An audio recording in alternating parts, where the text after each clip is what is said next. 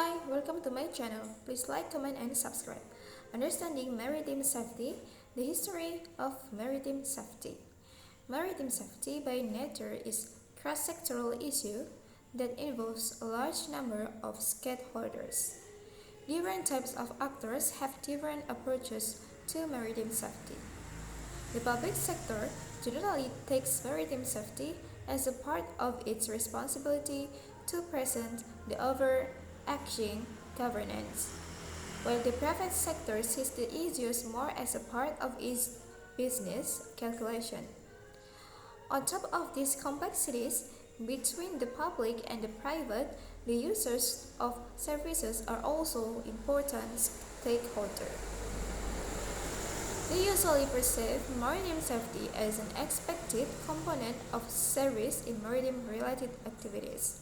To understand these dynamics, the term maritime safety needs to be scrutinized further. We depart from recognizing that the term maritime safety can be interpreted both as a concept as well as a practice. This section dissects existing academic literature on maritime safety to elaborate on the use of the maritime safety terminology and to seek a potential common definition for maritime safety. These sections also discuss how maritime safety is derived from a variety of perspectives at a practical level. Maritime safety. The history, seminal works related to the law of the sea can be tracked back to the 1600s. Mare Liberum by Hugo Grotius in 1609 is one of the earliest academic writings on the issues. The book deployed the term of safety and safe several times in explaining an imagined situation at sea. First, Grotius highlighted how the king of Spain told his councillor and viceroy of India to organize a suitable fleet for a certain mission in a certain part of the sea, as well as to pick the right command and chief for it. In this historical article, suitability is a factor related to safety. Grotius also further outlined that the maritime commerce between Spain and India was critical for the safety of the former and therefore could not be maintained without arms.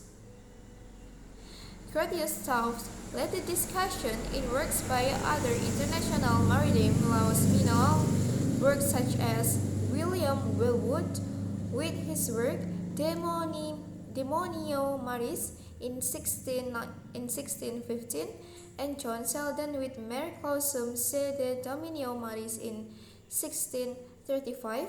Overall, these publications suggested that some of the important factors related to maritime safety in the 17th century consist of at least two sets of factors: the technical elements, type of ships, and the human element, capacity of the crews. This work also showed that maritime safety was an integral part of the strategic thinking of countries, as they compete and try to win wars by ensuring the safety of sea lanes. Maritime safety was implicitly discussed in the influence of the sea power upon history 1660 until 1783, published in 1890 by Alfred Thayer Mahan.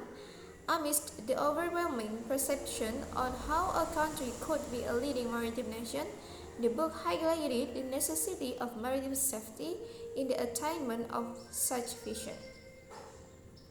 Interestingly, Mahan differentiated the concept before controllable aspects of maritime safety, such as safety of the sea traffic, safety of the port, points of safety across international waters to ensure shipping operations, efficiency of the navy, and safety of the property on board, and the controllable aspects such as natural landscape of the port and coast, as well as potential occurrence of monsoon. Mahan's work was one of the leading pieces in a period when the social science perspective was dominant in the discussion on safety at sea. The way maritime safety was studied changed following tremendous technological advancement and the beginning of the 20th century. The unprecedented sinking of the large-scale passenger vessel RMS Titanic in the North Atlantic Sea in 1912 triggered more scientific analysis. The main cause of the Titanic accident was the dynamics of pressures at the sea level, which has brought the icebergs into a Titanic sail route, accompanied by the absence of regulation on shipbuilding technology.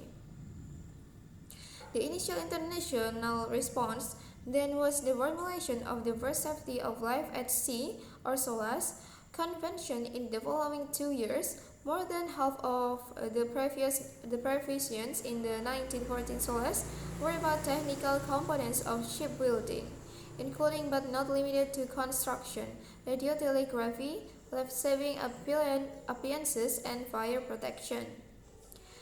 This marked the beginning of a science-led paradigm on maritime safety, which was further emphasized by the establishment of the Maritime Safety Committee by the International Maritime Consultative Organization, or IMCO, now IMO, in 1959.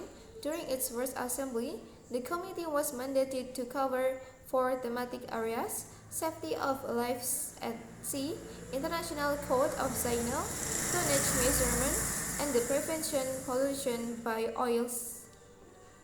IMO started to expand its coverage beyond technical elements in 2012 when its Secretary General proposed the Subcommittee on Standard on Training and Watchkeeping to use a holistic approach and recognize the importance of adding the human factors in the chain of responsibility to maritime safety. 2 years after that, in recognition of the need to also deal with the human element in ensuring safety, the name of the subcommittee was amended to the Subcommittee on Human Element Training and Watchkeeping, or HTW.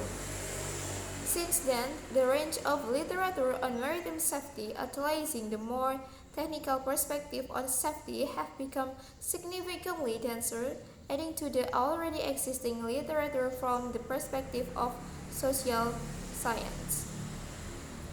Okay, thank you for watching. Don't forget to like, comment, and subscribe.